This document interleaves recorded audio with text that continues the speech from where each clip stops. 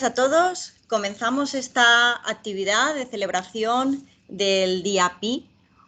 Hoy tenemos, a ver, un momentito, a ver, ahora, que me estaba saliendo ahí un mensajito. Hoy tenemos el placer de que esté con nosotros Eduardo Sáenz de Cabezón para celebrar, como decía, el Día Internacional de Pi. Es una actividad que está enmarcada dentro del ciclo de Math and Beyond UPV, organizada por el Departamento de Matemática Aplicada de la UPV, por el Instituto Universitario de Matemática Pura y Aplicada y por el Instituto Universitario de Matemática Multidisciplinar. Buah, ya lo he dicho bien. Bueno, pues como os decía, tenemos el honor de contar con Eduardo para la entrevista de hoy. Y aunque yo creo que no necesita presentación porque de sobra es conocido, por si hay algún despistado, vamos a hacer os voy a dar alguna pincelada sobre su trayectoria profesional. Bueno, Eduardo es matemático y doctor en matemáticas y es profesor del Departamento de Matemáticas y Computación de la Universidad de La Rioja y su investigación la desarrolla en álgebra computacional. Aunque sin duda la mayoría conocemos más su faceta de divulgador matemático y en ella, bueno, pues si empiezo, no acabo, ahí tiene muchísimas cosas. Por empezar, por ejemplo, tiene libros, es autor de varios libros como el de Inteligencia Matemática, también da charlas, entrevistas, monólogos, del que ha recibido el premio FameLab en 2013. Es conocidísimo su canal de YouTube, Derivando, del que nuestros alumnos tienen muy buenas referencias. Y bueno, es presentador del programa Orbitalaica de la 2 y también colabora en la radio con el programa Gente Despierta en Radio Nacional de España. Yo creo que, Eduardo, solo te queda comunicar por telepatía. Bueno, estamos intentando. Sí. ¿Cómo estás? Bienvenido. Bueno, pues muchas gracias, muy bien, muy contento de estar con vosotros en este día que ha pasado de ser el Día de Pi, como nombrabas, ¿no?, a ser, la UNESCO lo declaró en el 2019, el Día Internacional de las Matemáticas. Así que esta, como friki tradición que teníamos los matemáticos de celebrar a Pi en este día, que ya veremos que debería ser otro, se ha convertido en una celebración mundial de las propias matemáticas, ¿no? Se ha extendido, así que muy contenta, sí. Pues nada, vamos allá. La modalidad hoy no va a dar una charla, aunque nos encanta escucharlo, y vamos a hacer algo más interactivo, vamos a hacer una entrevista. Vale. En la que tenemos preguntas y respuestas, no solamente se las vamos a hacer nosotras, sino también algunas que nos han trasladado los estudiantes del doctorado y del máster. Y además, si alguien quiere hacer alguna pregunta, pues nos la puede trasladar a través del chat y veremos a ver si podemos ir entrando alguna pregunta durante este ratito. Muy bien. ¿Preparado? Preparado. Bueno, yo no sé por qué, pero no te veo. No veo a nadie. Yo solamente veo una cámara. Eso del online, solo te veo que te está conectando. Pero bueno, si vosotros me veis, fabuloso. Sí, yo os veo. Pues nada, empiezo. La primera pregunta es sobre tu relación de amor. No te veo la cara, pero no te preocupes. Es tu relación de amor con las matemáticas. A ti se te ve enamorado. Se te ve enamorado y se te ve que ellas también están enamoradas de ti. Hablas con una pasión y una naturalidad de las matemáticas que nos engancha a los demás. Pero entendemos que como todas las relaciones, la tuya también habrá tenido un proceso. Entonces queríamos saber si tú sentiste un flechazo, si hubo un primer momento en el que tú dijiste quiero divulgar, quiero dedicarme a la divulgación, o ha ido siendo un proceso. Y por otro lado también preguntarte si un divulgador nace o se hace. Hombre, a lo último, un divulgador nace como nace todo el mundo, o sea, todo el mundo nacemos. Si no, ¿qué hacemos aquí?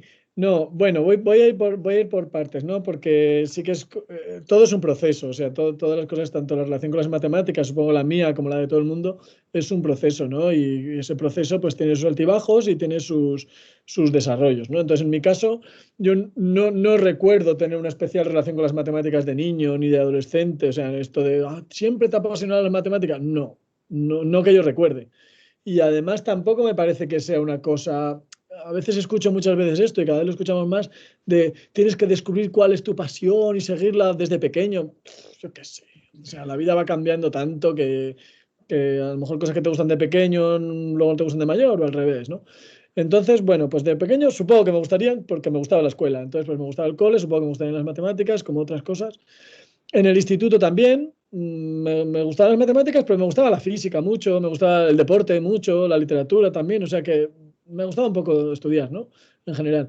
Es verdad que tuve profes muy buenos de matemáticas. Manolo Benito y Emilio Fernández fueron mis dos profes de matemáticas en el instituto, que aparte de ser buenos profes, son muy buena gente y muy buenos matemáticos.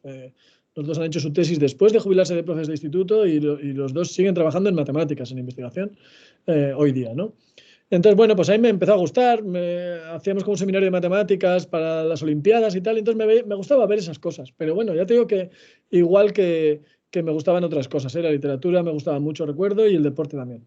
Y me gustaba programar ordenadores, entonces yo quería estudiar algo de programación. Programaba, tenía un Spectrum y programaba con mis amigos y hacíamos jueguillos, pues eso, pues cuando éramos adolescentes. Y me gustaba eso, entonces no había una carrera propia así de programación que a mí me gustara, pero había algo de programación en la carrera de matemáticas, entonces La Rioja estaba adscrita a la Universidad de Zaragoza y bueno, dije, venga, pues hago matemáticas que se podían hacer los 3 primeros años en Logroño y luego pues ya me apunto a lo de programación en los últimos años.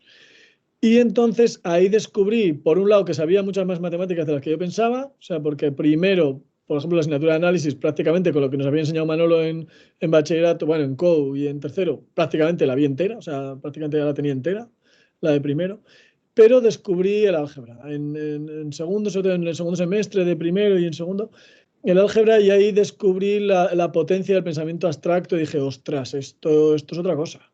Esto es otra cosa, también no solo en álgebra, sino en el tratamiento que se hace de las matemáticas en la carrera, en la asignatura de análisis y en las de geometría que teníamos entonces. Joder, dije, uy, esto es lo mío, esto me mola. Y entonces, claro, me dediqué a unas matemáticas mucho más abstractas y mucho más a golpe de idea, ¿no? Más que a golpe de ejercicio, a golpe de técnica. Y entonces, finalmente, cuando acabé la carrera, la investigación me ha llevado a unir las dos cosas, porque realmente yo lo que hago es álgebra conmutativa y álgebra homológica, pero computacional. O sea, realmente acabo programando. Yo programo ordenadores para que hagan matemáticas. Así que, bueno, el ciclo se cierra de eso en cuanto a mi relación con las matemáticas, a introducirme a las matemáticas, ¿no? Luego lo de la divulgación, yo la verdad pues igual es una decepción para mucha gente, pero no es una decisión que yo tomara, o al menos una decisión consciente. No es decir, no, quiero dedicarme a divulgar matemáticas. Pues no, la verdad es que no. Eh, yo quiero decir que a mí las mates, me gustan las mates, me gusta hacer matemáticas, es lo que más entretenido me parece. Me encanta porque es un reto intelectual y creativo continuo.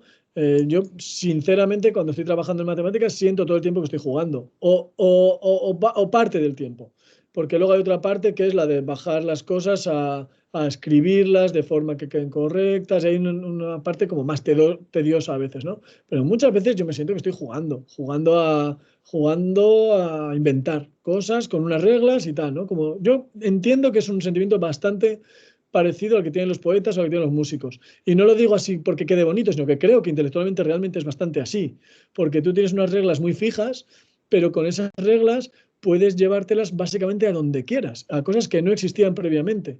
Entonces, los músicos con ritmo de compás, con 12 notas y con unas reglas armónicas muy precisas, se llevan las cosas a donde sea, ¿no? Y son capaces de emocionarnos de una forma muy bonita, probablemente porque dentro de los ingredientes, que a mí me parece que es el ingrediente fundamental de las matemáticas también, el ingrediente fundamental de la música es que la propia estructura interna de la obra tiene una capacidad emotiva tremenda y una capacidad creativa tremenda, que no pasa en otras artes o pasa menos en otras artes. Y en las matemáticas pasa mucho. La propia estructura interna de los objetos que estudiamos tiene en sí el germen de la creatividad y el germen de llevártelo a lugares insospechados, ¿no? Entonces eso me gusta muchísimo y me gustan mucho las matemáticas en eso y me gusta dedicarme a las matemáticas.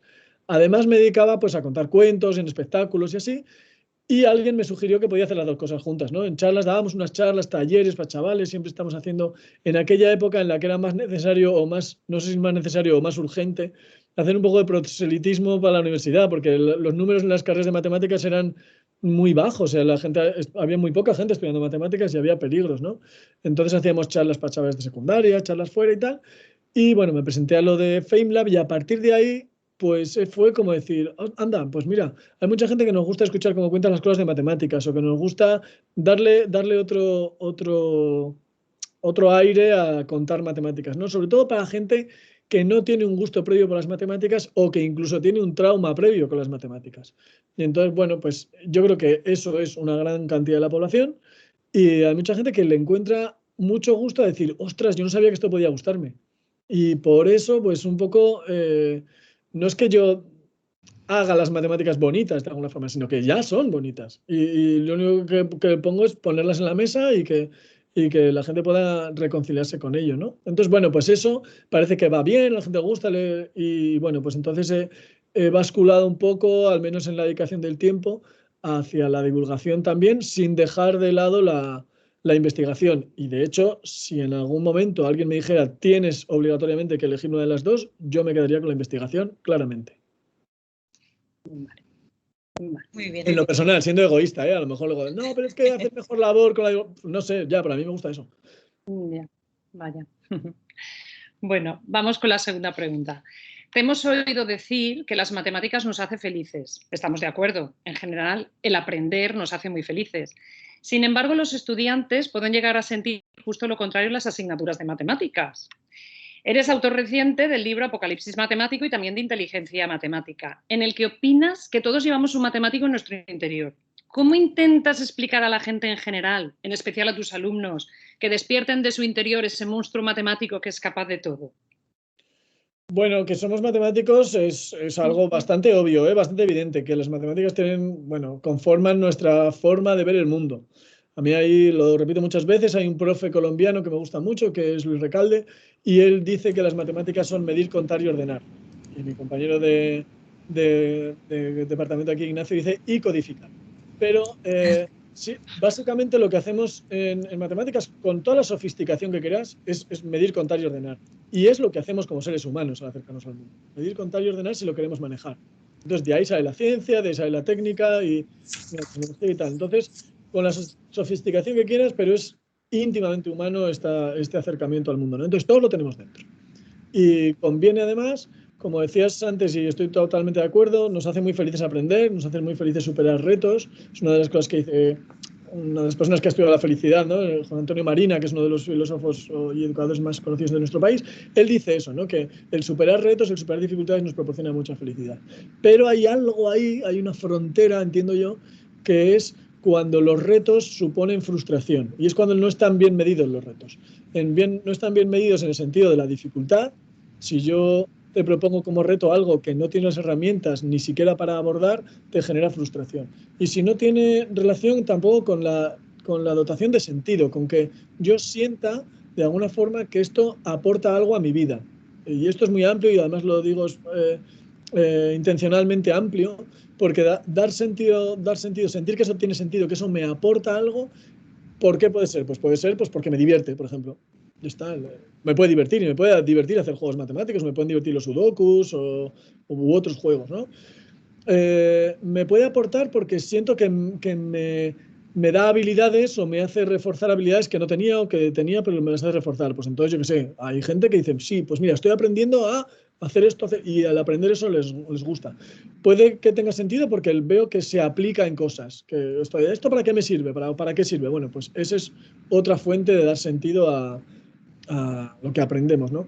Puede dar sentido por muchísimas razones, por muchísimas, pero lo que yo creo es que no tenemos que dejar de lado ese sentido, o sea, que tendremos que aprovechar ese sentido, muchas veces dando contexto, dando otras cosas, ¿no? En la enseñanza. Y entonces, a mí me parece que eso a mucha gente nos ha faltado o le ha faltado en su relación con las matemáticas, que normalmente confunden, o confundido, pero no es culpable, digamos, no es porque no te queda otra.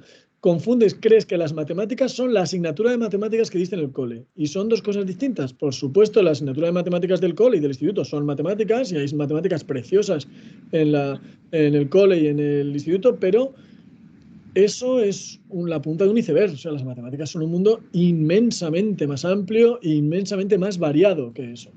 Y entonces, pues, el poder descubrir eso hace ver que tu contacto con las matemáticas no solamente está con esa parte de las matemáticas que tú has visto en la escuela y de esa forma, además, siendo evaluados, siendo que te sacan a la pizarra a hacerlo mal, cosas así, sino que puedes tener puntos de conexión con otros lugares de las matemáticas y a lo mejor esos puntos de conexión te resultan mucho más satisfactorios.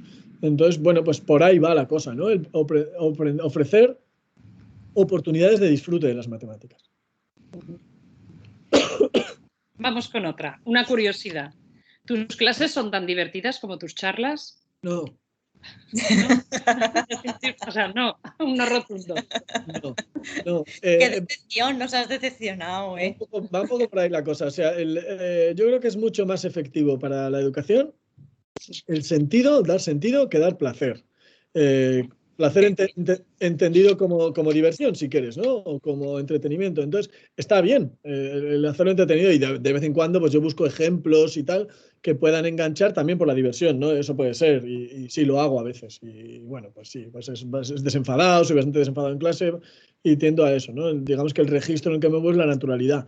Pero me parece más importante que mis estudiantes se estén riendo en clase, me parece más importante que sientan que eso les enriquece. Y a veces pues a veces lo que nos enriquece es adquirir mecanismos y para hacer mecanismos a veces tienes que repetir cosas o tienes que recordar cosas o memorizar cosas. Entonces, el placer con el que estudiamos es un aliado muy poderoso de la educación, pero no es el juez, no es el criterio con el que regimos la bondad o no de las clases.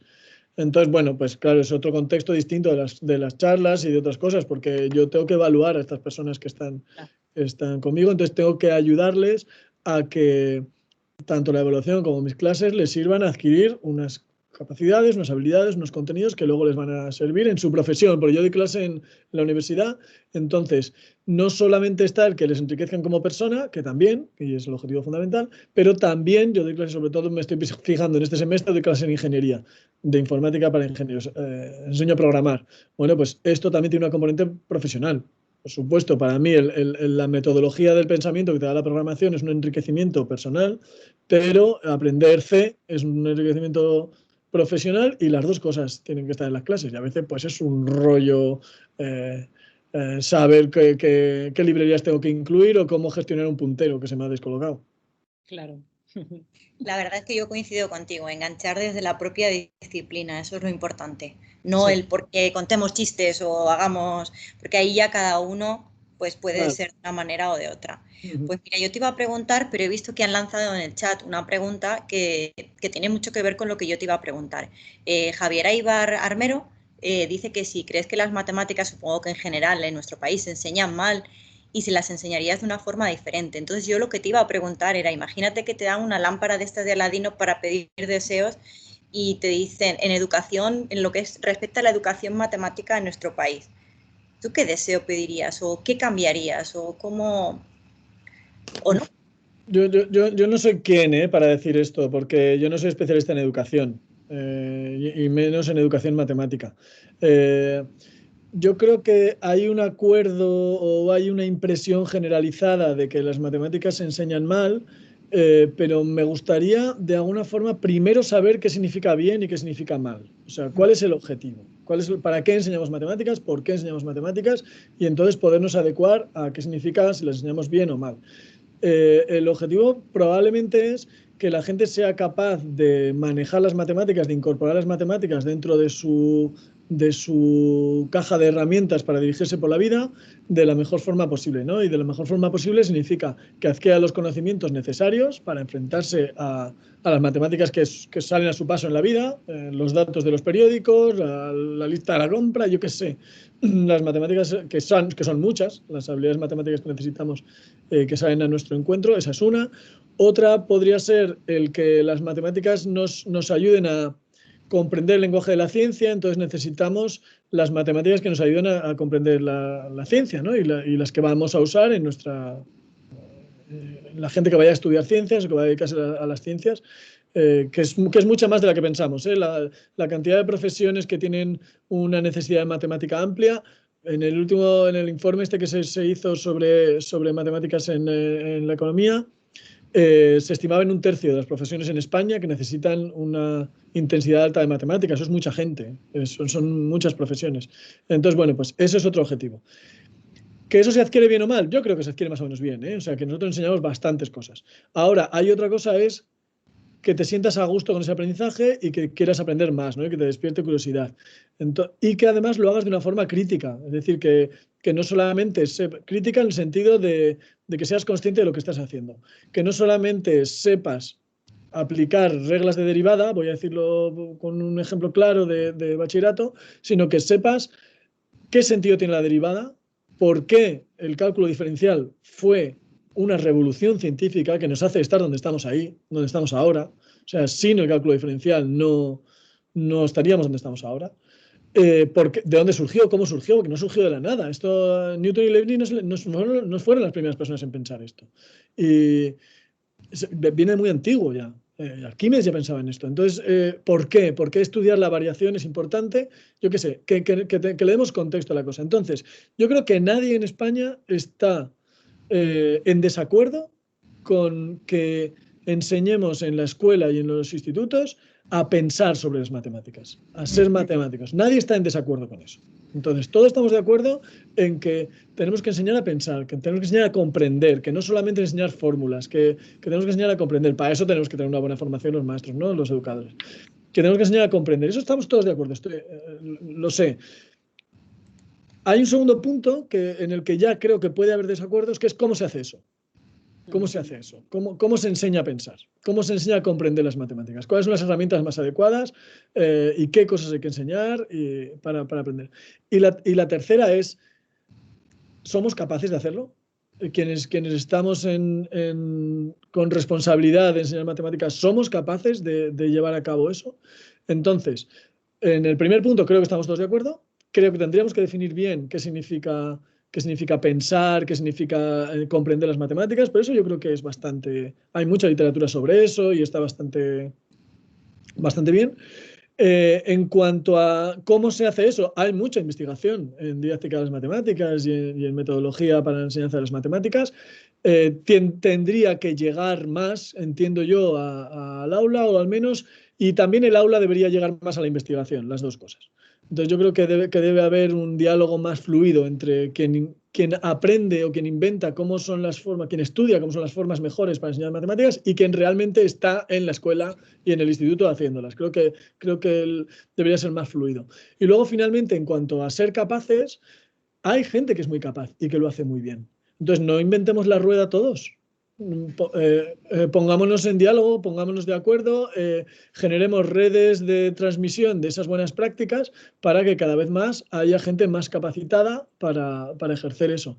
Entonces, yo lo que cambiaría serían esas cosas, que creo además que estamos en la línea, ¿eh? Yo creo que hay una especie de tendencia al autoflagelamiento con esto, que es necesaria, pero que no es del todo real. Quiere decir que hay más esperanza de la que yo creo que a veces nos parece. Muy bien, muchas gracias. Bueno, pues ahora te vamos a hacer otra pregunta. Nos vamos a ir a otro extremo, que todo es matemáticas al fin y al cabo, pero mira, es una pregunta que nos ha hecho un alumno de doctorado y nos dice que qué importancia crees que tiene la divulgación matemática o en general de la ciencia a la hora de combatir la desinformación. Se refiere a la desinformación como en los casos de los terraplanistas, los antivacunas, etcétera. Ya. Como ves, los alumnos lo ponen más difícil que nosotras. Sí, bueno, claro, es que es una pregunta muy, muy actual, muy importante y que no tiene una respuesta inmediata, o sea, en cuestión de recetas, ¿no? Yo creo que es muy importante que valoremos la verdad, que la verdad sea un valor, que sea un valor más allá de tener razón, que son dos cosas muy distintas. Entonces, cuando entramos en una conversación, hay una forma de construir una conversación que es conversar con alguien que sea interesado por ese tema, que sabe sobre ese tema, esté de acuerdo conmigo o no, esto es irrelevante para eso. Y en esa conversación, y la conversación con la persona, la entiendo a nivel amplio, la conversación social, vamos a decir, incluso incluidas noticias, redes sociales y todo eso. Que el valor que yo doy a esa conversación es que me ayuda a construir una mejor forma de analizar la realidad en la que estoy, ¿no? Independientemente de que yo tenga razón o no. Porque a veces dicen, no, es que solamente habría que hablar con gente que tiene opiniones diversas, variadas. Hombre, está bien la diversidad, está bien ver lo que opinan otros, pero la diversidad por la diversidad tampoco es enriquecimiento. Está bien que te aporta cosas, pero si alguien tiene una opinión distinta de la mía, pero es una opinión completamente superficial sobre la que no ha pensado, la verdad es que no me interesa. Y lo mismo si está de acuerdo conmigo, o sea, si no tiene una reflexión detrás, no me interesa. Bueno, me interesa cuando alguien esté de acuerdo o no, ha pensado sobre ello, porque a partir de ahí podemos construir. Entonces, cuando vemos las noticias, estas noticias falsas, esta especie pues esto, lo que decías, ¿no? Terraplanismo, ese tipo de cosas que a mí me sorprenden que haya gente que ande con eso. Es gente o entiendo que es un acercamiento a la discusión que está basado más en tener razón que en la búsqueda de la verdad.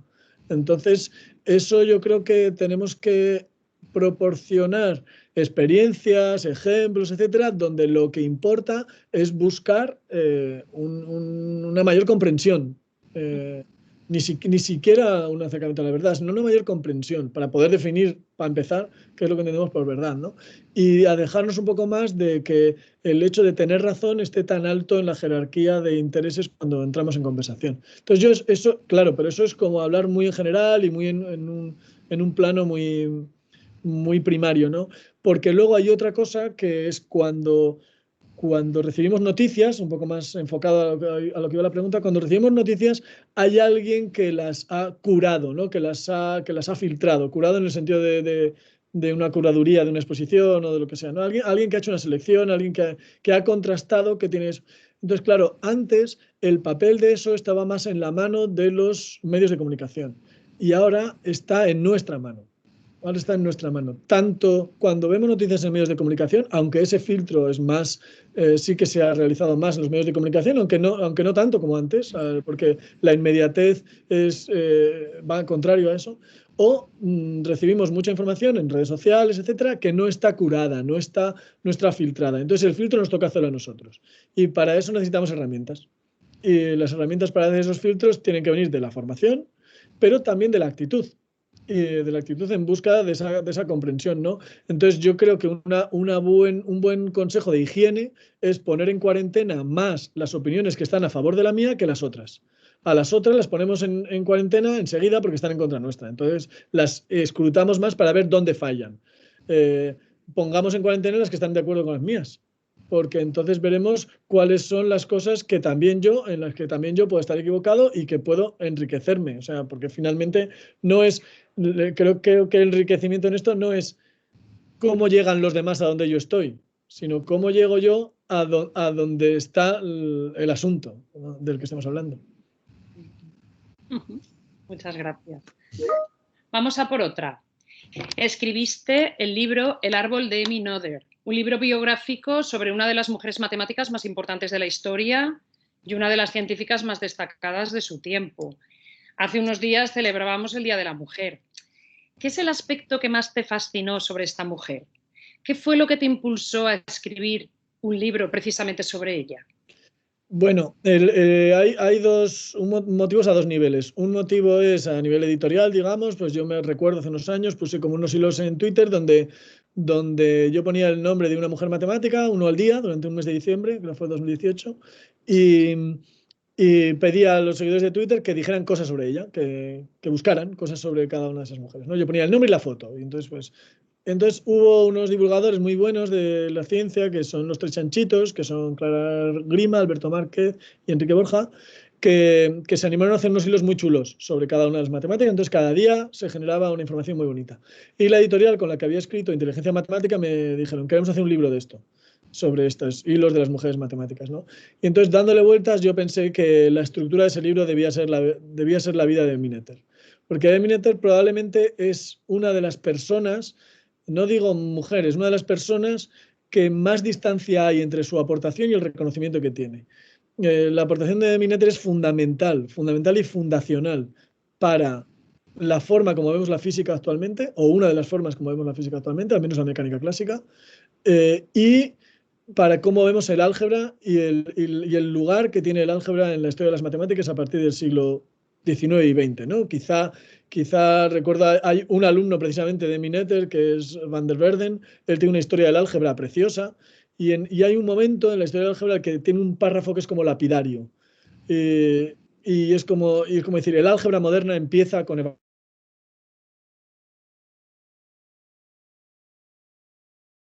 esto, bueno, nace la teoría de grupos y la teoría de Galois, el álgebra cambia. El álgebra cambia para siempre. Y creo que una de las personas que mejor comprendió eso y que mejor desarrolló eso fue Minater, probablemente Hilbert también. Y entonces ella hizo una aportación brutal. Ella es la madre de la teoría de ideales, la teoría de anillos, madre en el sentido de dadora de origen, ¿no? Y entonces eso ya es una aportación como pocas otras personas en la historia de las matemáticas han hecho. Pero es que el teorema de Noether en física, que es el que relaciona la idea de conservación con la idea de simetría en el paradigma, digamos, de la mecánica clásica que inauguraron Euler, Lagrange y Hamilton, digamos, ¿no? Que es como el paradigma profundo de entender la mecánica clásica, más allá del paradigma de fuerzas, que es al que más acostumbrados estamos porque es más fácil de ver, que es el de Newton, pues ella da el gran teorema sobre esto. Ella es la que dice, esta es todo, es como en el libro lo cuento, es como la ley de leyes de las leyes físicas. Toda ley física debe cumplir esto. Entonces tiene un papel fundacional. Yo creo que es desde luego, creo yo, la mujer, no una de las, sino la mujer que más ha aportado en las matemáticas y es una de las científicas más relevantes de la historia, no solo de su época. O sea, las aportaciones de Minater, es difícil comparar distintas áreas, pero están a la altura de las aportaciones de Marie Curie o más. Yo creo que son más profundas que las de Marie Curie. Lo que pasa es que no hay un premio Nobel de matemáticas. Y los premios Nobel visibilizan mucho estas cosas. Y aparte, las aportaciones de Marie Curie, que son enormes, son más fáciles de entender que las de Minater, son más fáciles de entender de modo inmediato. Entonces, la motivación fue esa un poco. Es como decir, dentro del paisaje de nuestra vida, el paisaje de nuestras ciudades, los nombres de las calles, por ejemplo, son muy relevantes porque son como una declaración de sobre qué hombros nos gusta caminar. O sea, ponemos nombres a las calles diciendo a quién hemos considerado importantes en la historia, ¿no? Bueno, pues en mis calles yo quiero que esté el nombre de Minater porque me parece que tiene que formar parte del paisaje en el que vivimos y sus aportaciones tienen que formar parte. Muchas gracias. Pues muchas gracias. Yo creo que vamos a dar paso a algunos vídeos que nos han grabado los alumnos del máster en investigación matemática de aquí de la UPV, que tenemos conjuntamente con la Universidad de Valencia. Y bueno, como todos no podíamos estar aquí, pues de alguna manera también están presentes, ¿no? Entonces, a ver si pueden entrar dos o tres preguntitas. Yo creo, a ver, Belén, las estás gestionando. Nos tienes que compartir pantalla. Sí, voy a compartir. Eduardo, luego si lo oyes bien, ¿vale? Vale. Bueno, y por el chat, si el resto de personas también lo oyen bien. Vale, voy con la primera pregunta.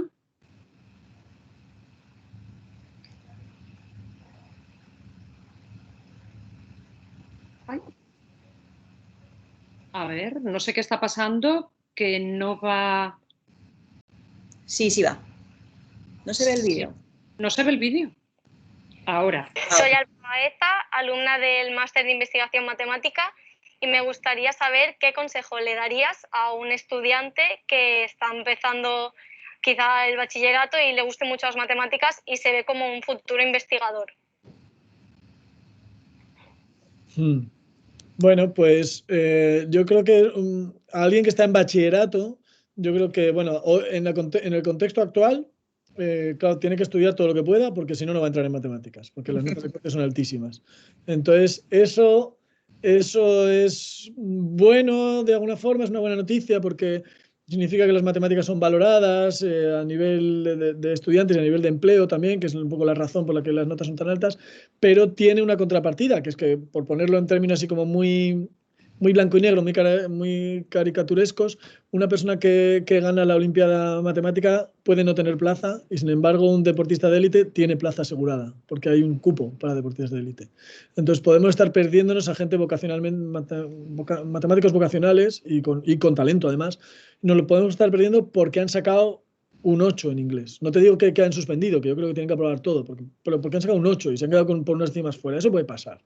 Y entonces, un consejo, pues es ese, que estudien todo lo que puedan, pero además es un consejo a nivel más hondo, ¿no? Porque cuanto más conocimientos tengas de todas las áreas, más contexto tienes y, por tanto, más relaciones puedes establecer. Y, por tanto, más vas a poder dotar de madurez a tus conocimientos matemáticos, ¿no? Luego viene la carrera de matemáticas, donde yo creo que un consejo a alguien que empieza la carrera de matemáticas es comprende bien, o sea, aunque sea un poco reduccionista, pero comprende bien y con la mayor profundidad que puedas el álgebra lineal, porque eso te va a aparecer en todo después, en todo. O sea, el concepto de espacio vectorial, de base de espacio vectorial y qué significa eso a nivel profundo, eso que es algo que se da en primero, incluso de alguna forma se da en el bachillerato, eso construye muchísimo encima, ¿no? Es uno de los grandes logros del pensamiento matemático, eso, ¿no?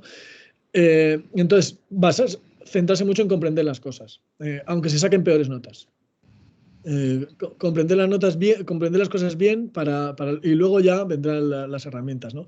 Y claro, y leer mucho de todo, porque no solamente matemáticas, sino literatura y de todo, porque eso te genera muchas conexiones con otras cosas en la cabeza, ¿no? Y luego, pues eso, ahora por suerte hay muchos más libros de divulgación, hay muchos más canales de YouTube, todo esto, hay mucha más divulgación matemática y científica, y eso nos da muchas oportunidades de ver las matemáticas en acción, que es un poco fuera de donde están en lo académico, que a veces no da tiempo a verlas, porque son muchos los contenidos.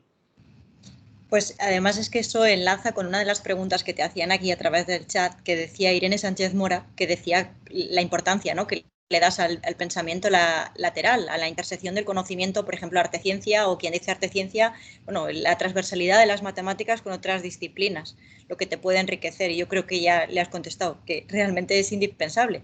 Sí, y es inevitable además. O sea, quien crea que puede hacer pensamiento en solo un área se equivoca totalmente.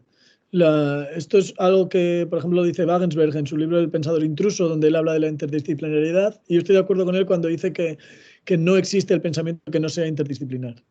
Entonces, habrá más acento en una parte o en otra, pero así como global no existe pensamiento que no sea interdisciplinar, y como personas tampoco, desde luego. Entonces no es solamente pensamiento lateral, que también es bueno, ¿no? El de repente romper la línea en la que uno piensa habitualmente, aunque también enriquecer, fortalecer la línea en la que uno piensa habitualmente es absolutamente necesario, pero sí un aprendizaje o un pensamiento en el que estemos atentos a lo que otras disciplinas hacen, porque te puede dar mecanismos o sugerencias para pensar en tu propia disciplina. Claro. Muy bien, pues yo creo que podemos ir. Belén, ¿nos da tiempo a una preguntita? ¿Alguna más de las que tenemos de los alumnos, no? Quizá sí. La de Irene. Vale, pues voy a seleccionar otra en un momento. Esperad. Porque yo ya los he visto en los vídeos antes y yo creo que había alguna pregunta más, pero has ido contestando con lo que has dicho. Quizá la de Irene. Vale, la de Irene, que ya la tengo lista. Enseguida comparto. A ver, perdonad, ahora. Vale, pues ahí va. Soy Irene Hernández Mascarell, alumna del Máster de Investigación Matemática, y me preguntaba si tu universidad valora o premia la divulgación científica de alguna manera.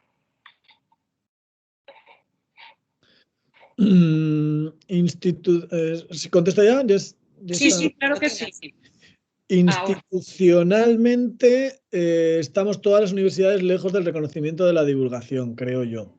Pero creo que también que nos vamos cayendo en la cuenta de que nuestro papel como, no sé si como personas, como miembros de la comunidad universitaria, sino institucionalmente, como universidades, el papel de la universidad es formar a nuestros estudiantes, ¿no? Formar buenas personas y además personas competentes en las disciplinas que sean.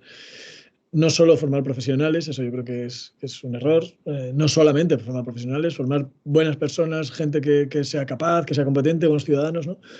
Por otro lado está la parte de docencia, por otra parte está la parte de investigación. Las universidades deben hacer investigación, deben ayudar a entender mejor cómo se hacen las cosas y cómo son las cosas. Y luego todo eso lleva asociado a una parte de gestión, ¿no? Bueno, estamos todos de acuerdo en que quizás es excesiva, aunque no voy a entrar en ese melón. Pero esas cosas se valoran. Esas cosas se valoran institucionalmente, aparte, digamos, por reducirlo todo mucho, en nuestro sueldo entra todo eso, ¿no? Pero la parte de divulgación no, depende más bien o no hasta ahora, y cada vez se va abriendo un poquito eso más, pero no hasta ahora, y eso hace que la divulgación científica dentro de las universidades dependa mucho de la buena voluntad de las personas que forman parte de las universidades y del interés personal. Y creo que eso no debe ser así, pero no debe ser así. No entiendo que a mí me deban pagar por hacer divulgación de mi propia universidad, que quizás sí, quizás debería tener una reducción de horario, cosas, yo sé, no lo sé, en mi persona no lo sé. Pero entiendo que haya gente que plantee eso y que se plantee ahí. Pero es que eso no significa que yo le estoy dando una parte de su sueldo, que estoy pagando en parte a esa persona porque a esa persona le gusta hacer eso y además es una labor buena, sino que eso se entiende como que forma parte de la misión de la universidad. Entonces, si la misión de la universidad es también esa, pues la universidad debe dotarse de los medios. Y a lo mejor uno de los medios, aparte de formar a la gente para que haga esto, uno de los medios es valorar o incentivar de forma económica, condiciones de trabajo, etcétera, de reconocimiento que sea, a los divulgadores, a la gente que hace divulgación o a la faceta de divulgador de todos los miembros de la comunidad universitaria, profesores, investigadores y estudiantes también. Y sí que siento que hay reconocimiento, al menos en la parte personal, interpersonal, incluso institucional. El año pasado, suena fatal decirlo, pero el año pasado me dieron un premio por eso. Pero ya el hecho de que haya un premio de divulgación dentro de la universidad es bueno. Eso me parece que es bueno porque es un buen paso a reconocer que la labor de comunicar la ciencia a la sociedad forma parte intrínseca de nuestra misión como comunidad universitaria. Bueno, yo creo que la ANECA ya está considerando la transferencia de resultados. Yo que estoy ahora en esa cosa de la acreditación, la transferencia de resultados, te consideran también la divulgación matemática, la consideran parte de esa transferencia de resultados. Con lo cual es un gran paso, no solo ya la transferencia a la industria o a la empresa. Sí, yo tengo que decir ahí que a mí me denegaron el sexenio en eso. Vale, pues nada que decir. Me había hecho yo ilusiones, fíjate. No, seguramente que lo hice yo mal, no sé, pero sí. Me había hecho yo ilusiones, digo, mira por dónde tengo transferencia. Bueno, otra gente se lo han concedido, o sea que es algo que he hecho yo mal. La próxima seguro. A la próxima, vamos, es que esto es increíble. Bueno, yo voy a dar paso, hay varias preguntas en el chat, yo sinceramente no sé a las que nos va a dar tiempo porque el tiempo de Eduardo yo creo que es oro, y diría, todos tenemos un tiempo de oro, pero él lo tiene muy dorado, muy dorado. Entonces, voy a pasarte una pregunta que lanza aquí Daniel Romero Alvarado. Y te la voy a leer tal cual. Dice, ¿crees que para divulgar se necesita tener un nivel muy elevado de matemáticas? ¿Dónde se encuentra ese equilibrio entre creo que puedo explicar este concepto de forma que se enriquezcan y no quiero simplificarlo tanto como para que se pierda su verdadero significado? Y la verdad es que yo me siento bastante identificada. Además, yo no soy matemática, que soy ingeniera, y algunas veces me da miedo eso de divulgar y simplificar y perderte una parte esencial del concepto que tiene más importancia de la que crees. Bueno, yo creo que los conceptos matemáticos y las matemáticas en general no son una cebolla con capas y voy viendo cuál es la capa que puedo acercar a cada persona, ¿no? Sino que creo que más bien la profundidad va atravesando todas esas capas, ¿no? Entonces, pues yo creo que la formación matemática, cuantas más matemáticas sepas, mejor para poder igual matemáticas o el concepto o la disciplina que sea. Cuanto más sepas de otras cosas, mejor, porque probablemente uno de los mayores retos en la divulgación de cualquier disciplina es conectar al público y al contenido, ¿no? Y eso se puede hacer, entiendo yo, de dos formas. Una es acercar el contenido al público, que es la que solemos hacer, que es ver cuál de las partes del contenido que quiero divulgar conecta con los intereses que el público ya tiene, que a quien va dirigido, hablo público, pero bueno, a quien va dirigido esto, ya tiene, y entonces ahí tratamos de buscar esas conexiones y quien se mueve, digamos, es el concepto, y entonces a veces se mueve por un mecanismo de simplificación, sí, efectivamente, o de generalización o de reducción, ¿no? Y otras veces lo que hacemos es al revés, es mover al público hacia el contenido, ¿no? Que se hace menos, pero también es decir, generarle al público intereses que no tenía previamente, pero que se los genero y son los que vengo a responderle. Entonces, ese movimiento es muy interesante también. Y para eso, para los dos movimientos, yo creo que hay que entender muy bien cómo son las matemáticas. Entender muy bien qué son, cómo son, cuál es la clave, ¿no? Aunque hay cosas que son muy técnicas y que son muy difíciles de explicar. Entonces, claro, hay que buscar ese equilibrio, sí, efectivamente. O sea, y para saber cuál es la barrera en donde los conceptos pierden su verdadero significado, pues hay que conocerlos, porque no es un índice unidimensional, probablemente hay muchas dimensiones, entonces a lo mejor lo que puedo hacer es poner más luz en una de las caras y menos luz en otra, porque para este público en concreto es lo que más conviene. A lo mejor para otro público la que tengo que iluminar es otra de las caras, ¿no? Yo recuerdo que cuando la Semana de la Ciencia hace unos años me pidieron que explicara mi tesis. Cuando hice la tesis, aquí en la Semana de la Ciencia se selecciona a una persona de cada disciplina que haya hecho la tesis ese año, de cada facultad, y se les pide que expongan su tesis. Y entonces a mí me pidieron que explicara mi tesis en 15 minutos para público general. Wow. Y yo les dije que solo podía hacer dos de las cosas. Las dos que ellos eligieran, pero solo dos. O sea, podía explicarme la tesis para público general y entonces no era en 15 minutos. Podía explicar mi tesis en 15 minutos, entonces no iba a ser para público general. O podía hacer una charla de 15 minutos para público general y entonces no podía explicar mi tesis. Y entonces lo que hice fue esto último. Hice una charla de 15 minutos para público general donde expliqué más o menos qué es hacer una tesis en álgebra computacional. Pero mi tesis se titula Homología de Kosul combinatoria. Solamente para explicar qué es el concepto de homología de Kosul necesito para aprenderlo yo necesité un mes. Para simplemente saber que esas palabras a qué podían referirse. No digo comprenderlo. Comprenderlo me llevó pues los años de la tesis. Tienes razón. Pues mira, te voy a transmitir otra. José María Fos Navarro pregunta si la faceta de divulgador, y pone entre paréntesis, preparar guiones para los vídeos, enfrentarte a la hoja en blanco para tus libros, educarte a ti mismo para transmitir, editar vídeo, ¿eso te ha ayudado como docente? ¿Y qué mensaje le darías a los docentes que tienen miedo a las nuevas tecnologías? Bueno, tiene que ver con la pregunta anterior también. En cuanto a la comprensión, ¿no? El hecho de dedicarte a las matemáticas de distinta forma te hace comprender las matemáticas de distinta forma. Entonces, un concepto o una realidad matemática o un teorema o lo que sea, lo entiendes distinto si se lo tienes que contar a alguien, también dependiendo quién es ese alguien. O sea, uno entiende de forma distinta, no digo mejor, digo de forma distinta. Y por tanto mejor, pero no es una cuestión de grado, sino de complementariedad, ¿no?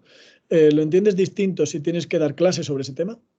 Entiendes el concepto de forma distinta que si tienes que investigar sobre ese tema.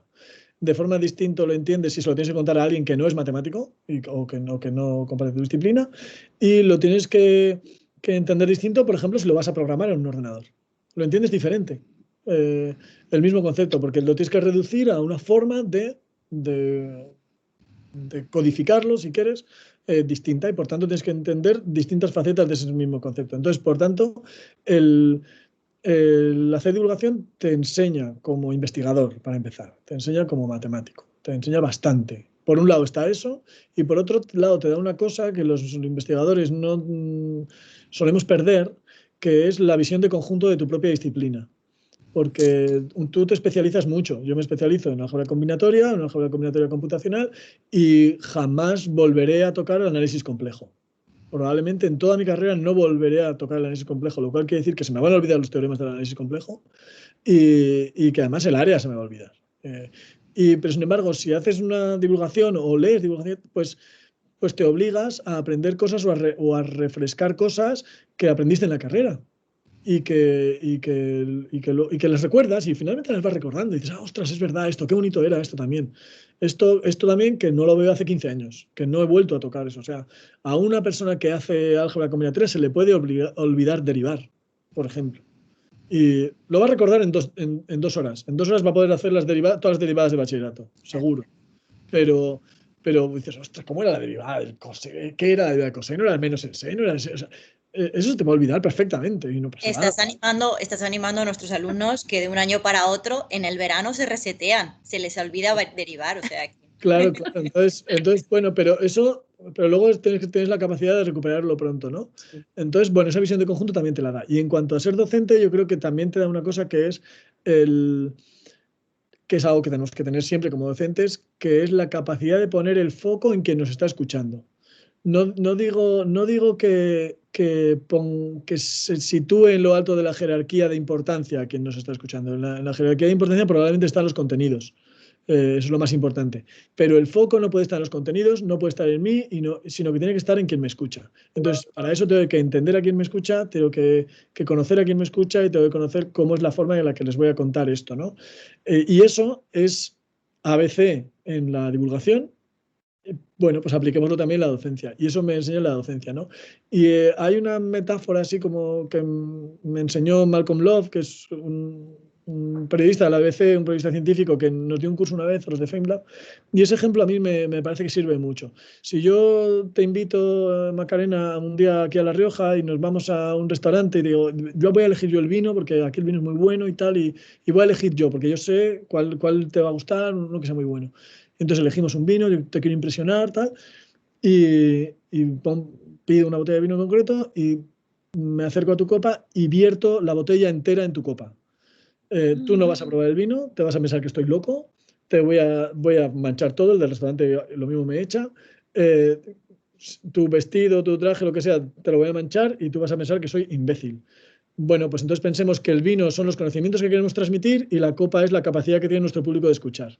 Yo puedo saber mucho, de escuchar y de comprender, yo puedo saber mucho sobre un tema, pero si lo echo todo encima de quien me está escuchando, probablemente lo que voy a hacer es arruinar el momento, arruinarlo del todo, y que esa persona no vuelva a querer venirse a un restaurante conmigo, porque estoy zumbado. Entonces, el medir la capacidad, y eso es tener el foco en el contenido. Y en mí mismo como investigador, ¿no? Entonces el foco tiene que estar en la persona que está enfrente. En esa persona tengo que entender bien cuál es el tamaño de su copa y qué tipo de copa es. Sí, aquí están los profes, que los reconozco, Alberto, Josefa, están diciendo, bueno, Esther, todo es buenísimo, buenísimo, buenísimo. Y la verdad es que tengo que decir, bueno, han puesto un vídeo llenando una copa. Lo que tengo que decir es que los secretos detrás de las cámaras, cuando hay una pregunta que ha hecho Eduardo antes de que empezáramos la conexión grupal, que me ha dado muy buenas vibraciones porque he dicho, hostia, ya me está cayendo bien desde bueno, he dicho un taco, esto se quita. Y ha preguntado, ¿qué público voy a tener detrás? ¿Qué personas van a estar escuchando? Y yo creo que eso es fundamental. Cuando se invita a una persona para divulgar y habla solo de su libro, que decimos,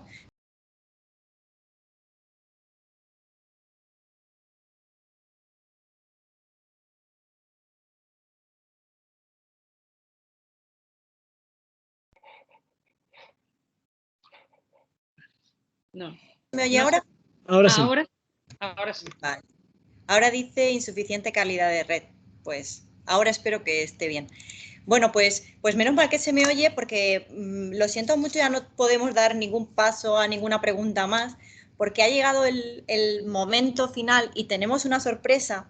Para Eduardo no, porque sabía que le íbamos a hacer un examen. Bueno, vamos a llamarlo prueba de nivelación, test, como queráis para suavizarlo, pero al final es un examen en toda regla que Belén y yo, bueno, pues hemos elaborado, yo creo que está a la altura, ¿no? Entonces, son 5 preguntas, tienes poco tiempo para responder, 5 minutos para responderlas, y sí que te decimos que la última vale doble. Vale. Y que tiene que ser las personas que nos están escuchando los que valoren levantando la manita si la última, bueno, todos veis la manita para pedir palabra, ¿no? Pues que valoren si la ha pasado o no la ha pasado, ¿vale? Entonces, allá va. Una cosa, no se puede utilizar calculadora. Vale. ¿Vale? Entonces, primera pregunta sobre teoría de números. Uy, espero que lo tengas ahí fresquito. Si en el parchís clásico hay 4 jugadores y a cada uno le corresponde un color, ¿por qué en el famoso grupo parchís de los 80 había 5 niños? O por el dado, ¿no? Había uno que hacía de dado. Pero no tenía motas como los dálmatas. No, bueno, pero es lo que queremos pensar. Bueno, Aquí veo manitas. La manita solo se puede levantar en la última. No levantéis las manitas todavía. De momento, No, levantadlas. bueno, pues se están levantando muchas manitas, ¿eh? Les ha gustado. Vale, pues vamos con la segunda pregunta. Esta sobre estadística. Cuando se dice 90, 60, 90, rápidamente pensamos en que hace referencia a las medidas de una mujer. Entonces, ¿cómo puede ser que exista esa asociación cuando en realidad solo una entre 100.000 mujeres la cumplen? Bueno, pues ya yo creo que estamos superando lo de asociar personas a números, menos mal, lo estamos desterrando un poco eso, pero joder, sí, es que es como muy raro, ¿no? Yo creo que nos gusta como que las cosas cuadren siempre, que eso tiene mucho que ver con nuestra mentalidad matemática, ¿no? Pero lo que no podemos hacer es llevarlo más allá de lo razonable. Vamos, lo poco que cumplen esas medidas las mujeres, la verdad. Venga, Oye, la tercera veo muchas manitas levantadas, sí. Yo creo que te van aprobando. Ahora han levantado muchas mujeres las manos. Bueno, pues tercera pregunta. Esta va sobre matemáticas computacionales, así que tienes que estar muy, muy enchufado. Vale. ¿Alguna vez has utilizado la calculadora y has pensado eso de ya me vale? Sí, ayer. Sí, ayer, para verificar que había hecho bien una cuenta mental y no la había hecho bien. ¿Era una suma?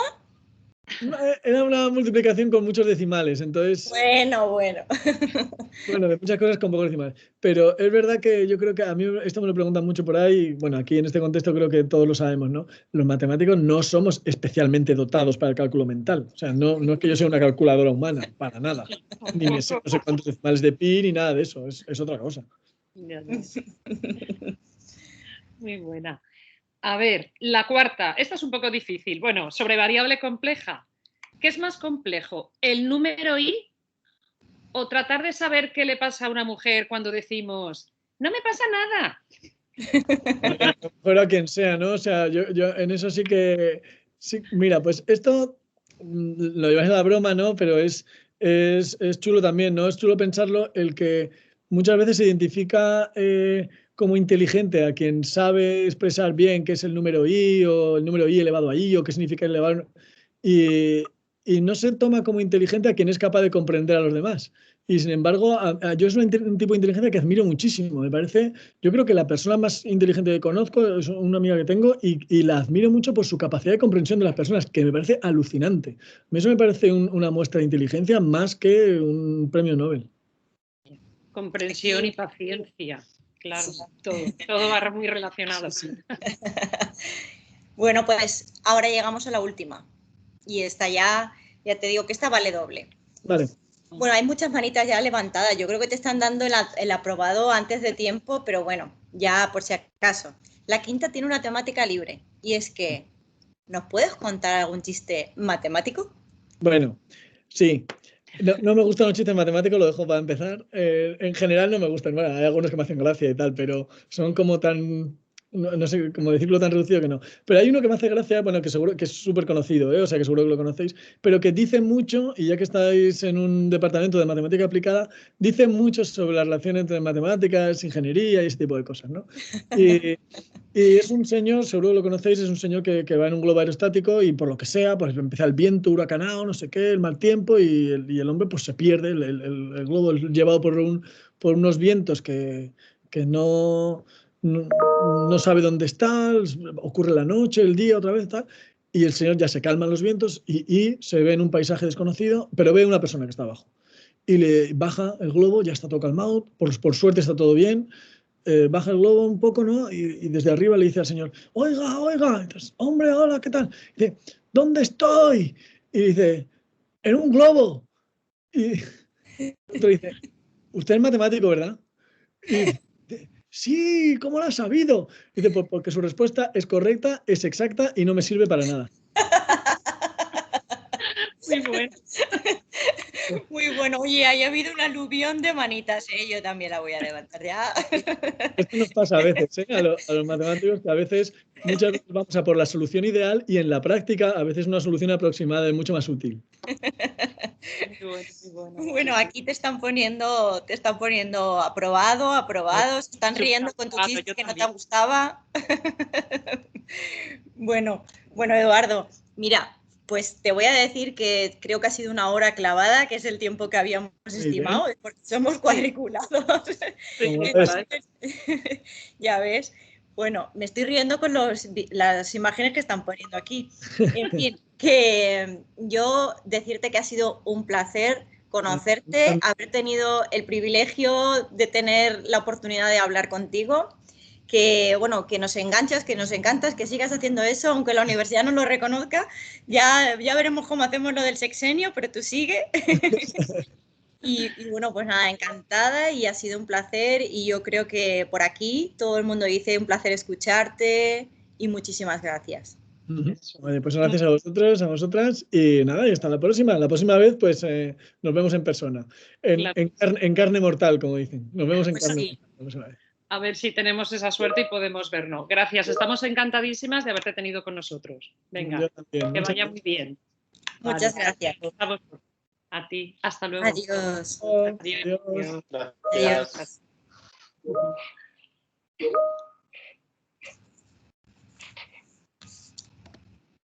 Salimos ya.